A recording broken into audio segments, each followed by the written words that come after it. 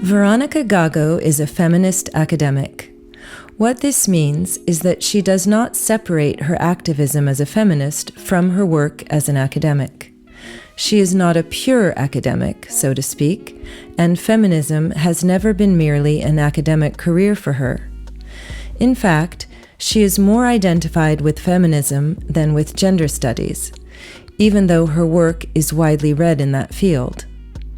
Veronica Gago has long been very active in powerful social movements in Latin America, including against the neoliberalization of academia.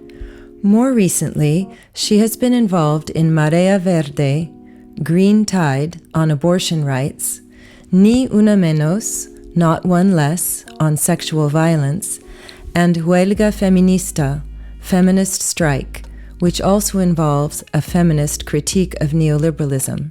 She defends a vision of academic work that relies on militant research.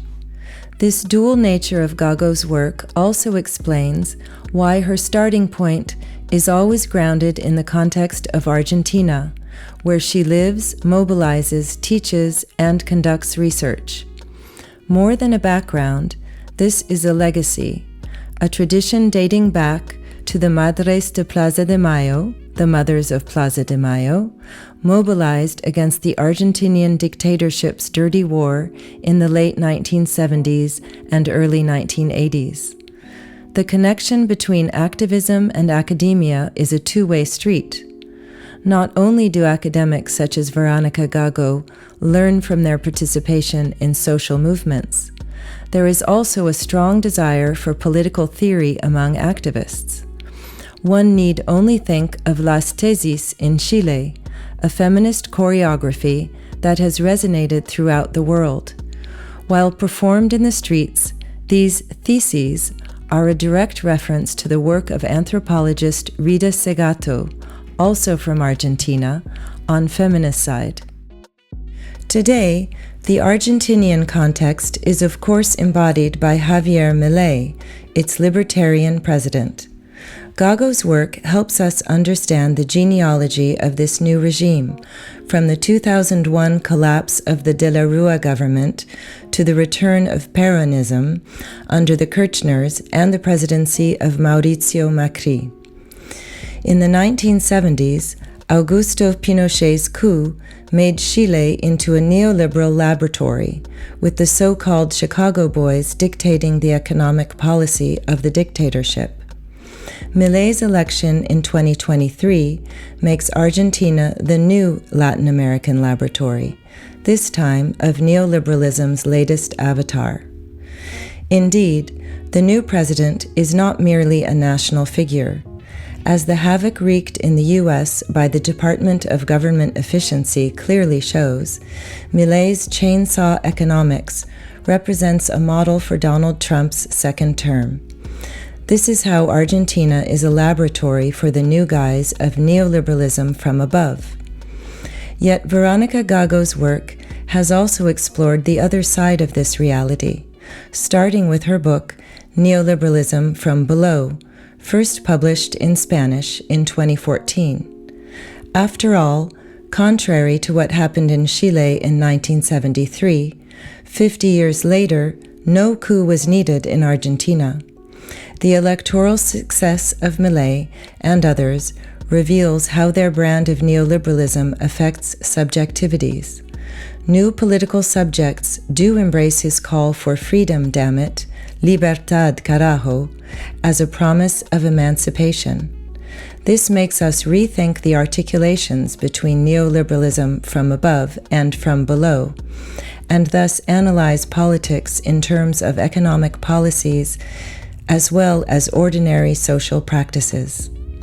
What Veronica Gago demonstrates, as an activist as well as an academic, is that feminism is not apart from other forms of politics. It does not only deal with issues that are specific to women, such as reproductive rights. On the contrary, it is a perspective from which we understand a wide range of economic, social, and political issues. The best proof of feminism's heuristic power is the fact that feminists have become a target for political attacks, especially in Argentina, in reaction to their popular mobilizations.